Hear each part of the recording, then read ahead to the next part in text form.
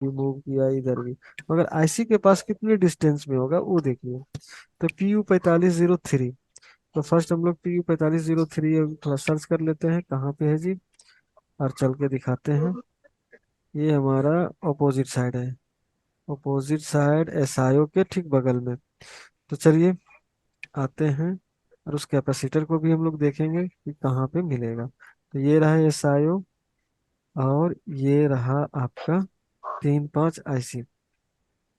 ठीक है जी। Pin number एक इधर है, 1 2 3 4 5, 5 5 10 11 एक 12। और यहाँ से ध्यान से देखिए, अगर ध्यान से दिख रहा होगा, अगर माइक्रोस्कोप होगा आप लोग के पास, तो आपको ये ध्यान से दिख रहा है कि ये एक ट्रैक इस तरह से इधर आते हुए दिख रहा है। ठीक है। तो ये मे बी बड़ा वाला जो कैप है, यही हमारा टेस्टिंग पॉइंट होगा। तो आईसी बगल में है, और यहीं से हमारा क्या है, ये होगा या तो ये होगा।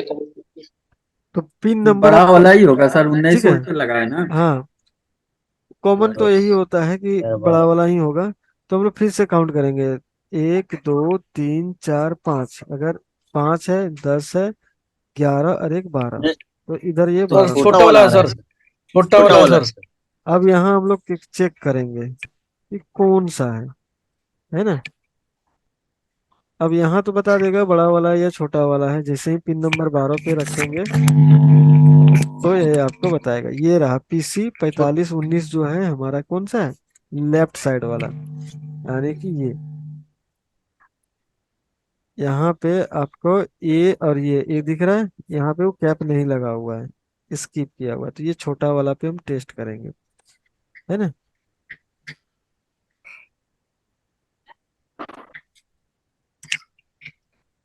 ठीक है।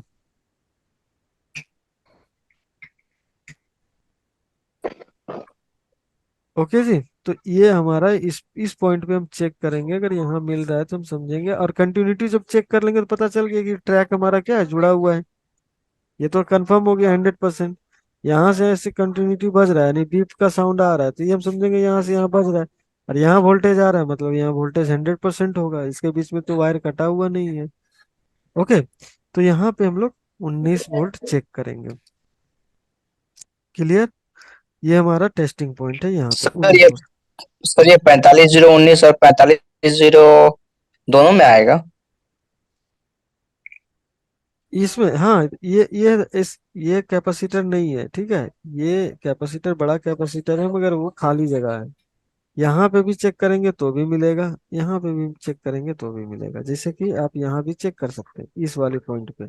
यहाँ पे देख रहे हैं बड़ा सा एक दिया हुआ है ना, ये खाली, जी सर।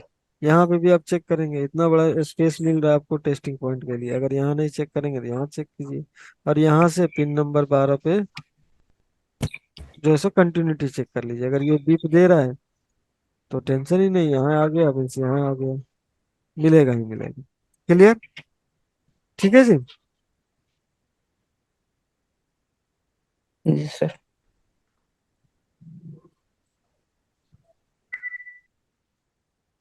दूसरा क्या है, ग्राउंड।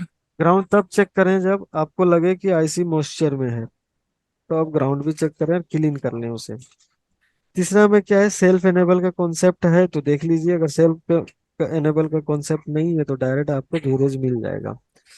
तो टेस्टिंग हमारा पॉइंट क्या था, तो हम लोग स्किप करते हैं ग्राउंड को। तो फर्स्ट हम लोग यही देखेंगे कि फर्स्ट में हमारा क्या हो गया, इस पे चेक करेंगे। एक नंबर ये रहा। दूसरा नंबर पे हमारा और कहीं पे है कुछ कुछ ड्राइवर इनेबल है नहीं। तो फर्स्ट में हमारा ये हो गया, सेकंड में हमारा क्या हो जाएगा, वीरेस 3 और वीरेस 5, ये चेक करना है आपको। ये मिलने के बाद यहाँ पे आपको नेक्स्ट जो है, रेफरेंस है कहीं पे आप लोग को दिख रहा है रेफरेंस, नहीं, इसमें रेफरेंस नहीं होता है। अगर होगा तो आपको पता होगा कि रेफरेंस जो है कितने वोल्ट के होते हैं जी, कॉमन है। जितना का ये रजिस्टर लगा रहता है। रेफरेंस अगर कहीं पे भी मिलेगा देखने के लिए रेफरेंस वाला पिन, तो वहां पे मैक्सिमम आपको कितना मिलेगा? 2 वोल्ट। इसमें नहीं है, आरटी वाला में मिलता है, दो ध्यान रखिएगा। वोल्ट आरटी वाला में था ना 80 52 समथिंग कुछ था। अ, उसमें हमारा रेफरेंस था जो स्किप सेल टोन सेल, उसमें था। इसमें जो नहीं है, इसमें आपका लॉजिक अलग है। अब यहाँ पे जो है, जो इंट्रिप वाला पिन है, ठीक है जी, इंट्रिप वाला, इंट्रिप का काम क्या है? इनिशियलाइजेशन करता है। यहाँ पे क्या है ये? Current select. इसको वो CS2 CS1, ये क्या करता है? इंट्रिप वाला ही पिन है ये, ध्यान रखिएगा। ये CS2 और CS1 जो है वो इंट्रिप पिन है। ठीक है, इस पिन को पहचानने के लिए क्या है कि ये पिन में आपको एक रजिस्टर जो है जो ग्राउंड मिलेगा। इस पिन का क्या काम है कि इंटरनली ये सर्किट में काम करता है कि कितना करंट आउट करना है, उसका मैनेजमेंट यही करता है। अगर ये गड़बड़ हो गया तो करंट कितना आउट करना है ये मैनेज नहीं कर पाएगा। सिंपल। तो इसको टेस्टिंग करने के लिए क्या है कि अगर आपका रजिस्टर का वैल्यू गड़बड़ हो गया तो आपका आउटपुट भी गड़बड़ मिल सकता है या नहीं भी मिल सकता है।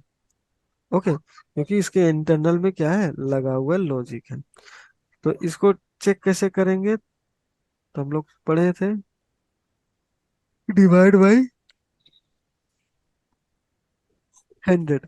जो भी रजिस्टर का वैल्यू होगा उसको हम क्या करेंगे, 100 से भागा दे देंगे। तो यहाँ पे कितना है? 137। तो यहाँ पे कितना मिलेगा? 1.37। यहाँ पे है 73, तो यहाँ पे कितना मिलेगा जी? Point seven seven point three zero point point seven three seven अरे थ्री 0.73। है ना? तो ये वोल्टेज मिलेगा तो हम समझ जाएंगे कि ये हमारा ओके कंडीशन है। तो हमारा 4 3 तो यही था, 4 नंबर पे हम ये उसे आपका ये, और 5वां नंबर पे हम ये चेक करेंगे। ठीक है। उसके बाद नेक्स्ट जो है आपका एनेबल। ठीक है, 6 नंबर और 7 नंबर पे आपको Enable 1 Enable 2 चेक करना है। जैसे ही एनेबल आएगा आपका ये वर्क कर जाएगा। ये क्या है जी? PWM, pulse with modulation. Okay जी, ये हमारा क्या है? Pulse with modulation. यहाँ पे होगा स्विचिंग पे, फ्रीक्वेंसी जनरेट होगा। ये फ्रीक्वेंसी जनरेट होगा, यहाँ पे फ्रीक्वेंसी जनरेट होते ही क्वाइल से होते हुए जितना भी हमारा वोल्टेज और करंट का कंट्रोलर आईसी के द्वारा जो भी डिफाइन किया है वो आउटपुट में हमें मिलेगा। ठीक है जी।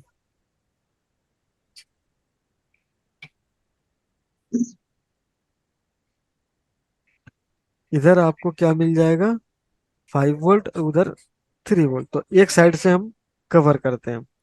तो ये फ्रीक्वेंसी क्या है? यहाँ पे फ्रीक्वेंसी बनेगा।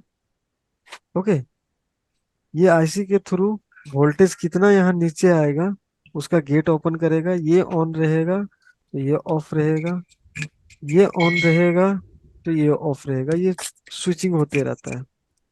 और इसको कंट्रोल करने के लिए कौन है जी? 3 5 आईसी है। ओके, ये वोल्टेज और करंट को स्टेबल करने के लिए होता है, कम करके पास करने के लिए होता है। और ये क्या है कि एक बहुत ही अच्छा मेथड है जिससे हमारा करंट और वोल्टेज दोनों क्या होता है, स्टेबल होता है। अब यहाँ फ्रीक्वेंसी जनरेट होता है स्विचिंग के द्वारा। अब इस फ्रीक्वेंसी को बूस्ट करने का काम यही करता है। बीपीएसटी या बूट भी मिलेगा आपको देखने के लिए, आईसी पिन का नंबर नेम यहाँ पे, या VBST। ये रजिस्टर है। और यहाँ पे क्या है? 1.5 ओम की रजिस्टर है, किसी में आपको 2 का मिलेगा। ठीक है, तो ये रजिस्टर 1.5 ओम का रजिस्टर ये है। और कैपेसिटर ये क्या करता है? फ्रीक्वेंसी को बूस्ट कर देता है यहाँ पे। ठीक है, यहाँ पे फ्रीक्वेंसी बूस्ट हो जाता है, बूस्ट होके आगे जाता है।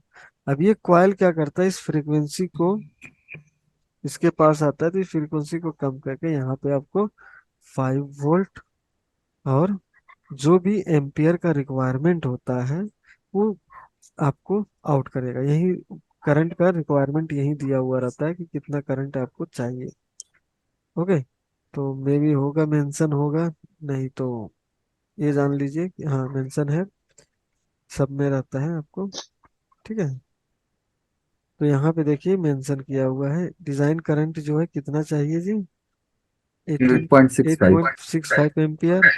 और जो है ओसीपी, ये इतना अगर आ गया तो क्या हो जाएगा, ओवर करंट प्रोटेक्शन में इस आईसी में ओसीपी का फंक्शन दिया हुआ है।